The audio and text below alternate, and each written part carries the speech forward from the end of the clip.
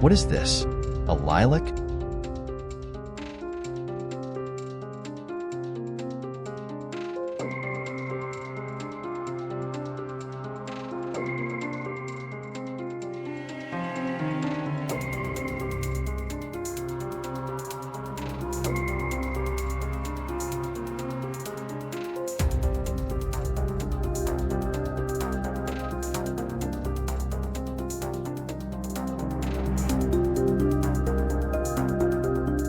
This tree is a camphor.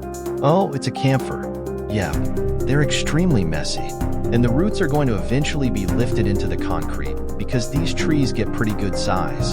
Same thing with the redwoods. And so this is the southern facing side of the house, and that's why this Creighton myrtle is kind of doing okay.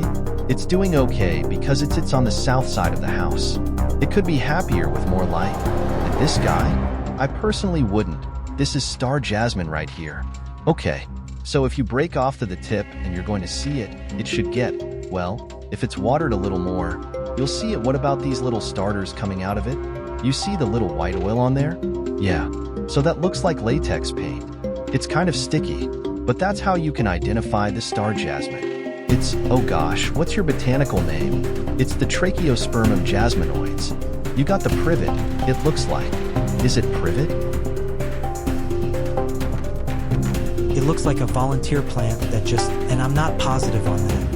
And this is a redwood. Yeah, it might be, yeah, those others are redwoods. And then at the base of that redwood, you've got a fortnight lily.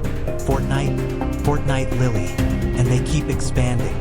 And if you want to cut that back, you do get a sharp and straight shovel and you get the ground nice and wet so it'll slice through and you can divide it.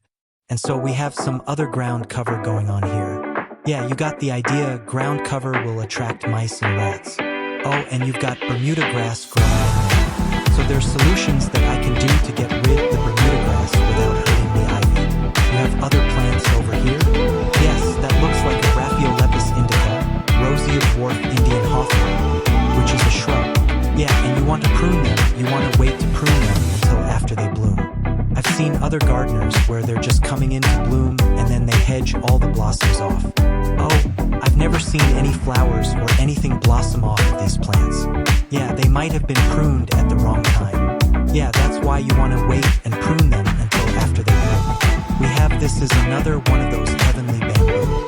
Then they also have the dwarf variety of the Nana Pithori. I believe, boy, this late in the day my mind's not as sharp. Sure, no words. But yeah, these are Raphiolepis indica. The blossoms are kind of a pinkish color. Really pretty. They're hardy. They retain water well. So this is Brian Nagley from All Seasons Tree and Turf Care.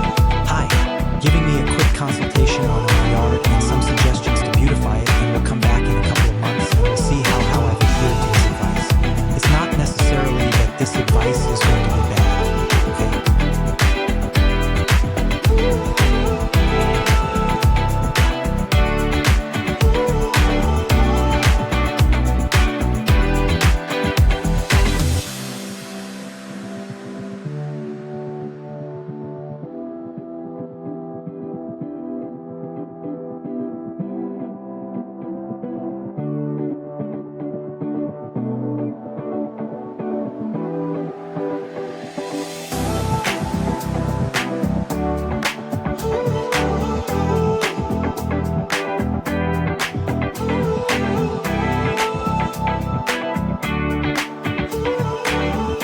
Yeah, that looks like daylily.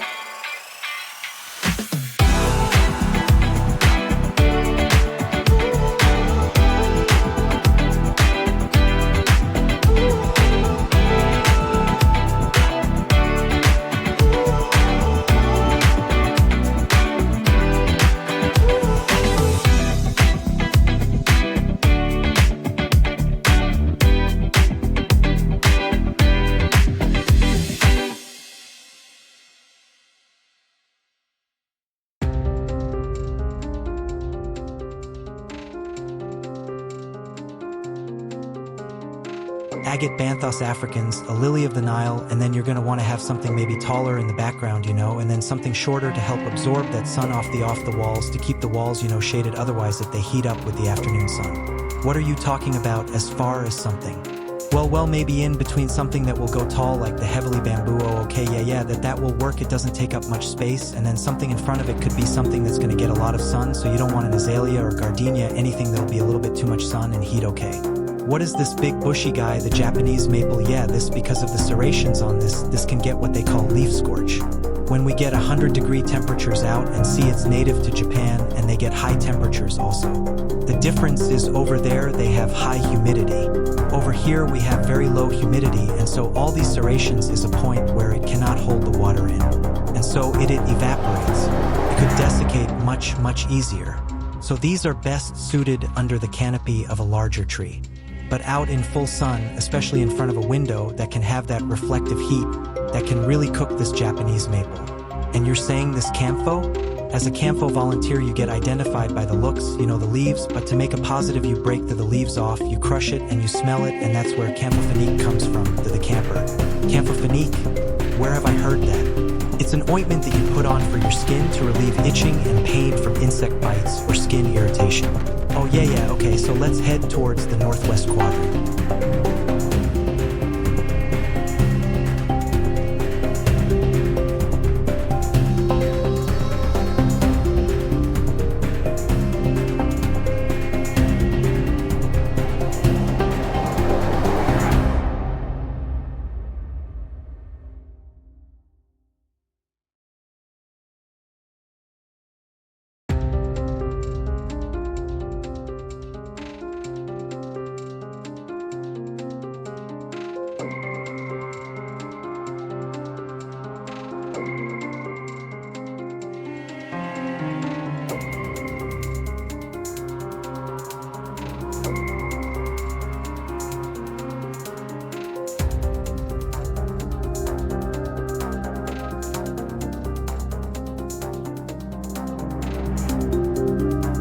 Now this is a heavenly bamboo. Heavenly bamboo. So that would be a good fit in between those windows.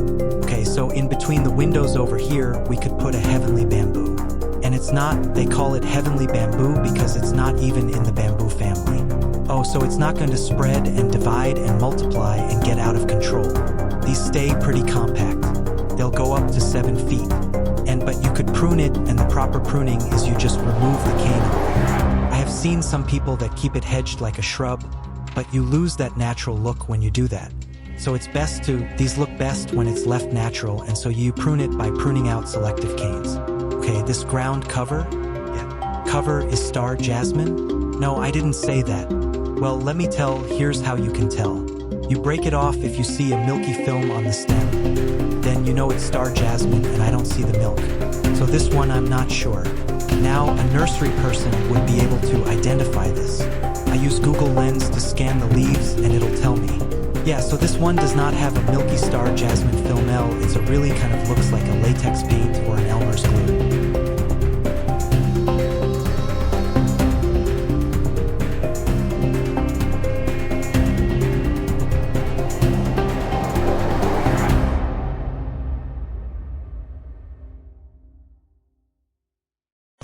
It looks like that this rose bush was going all guns. We must have pulled 40 or 50 roses off of it, and I started trimming it, and then it got really hot and it hasn't grown back right. She needs to be pruned. See where you got the stems way up here?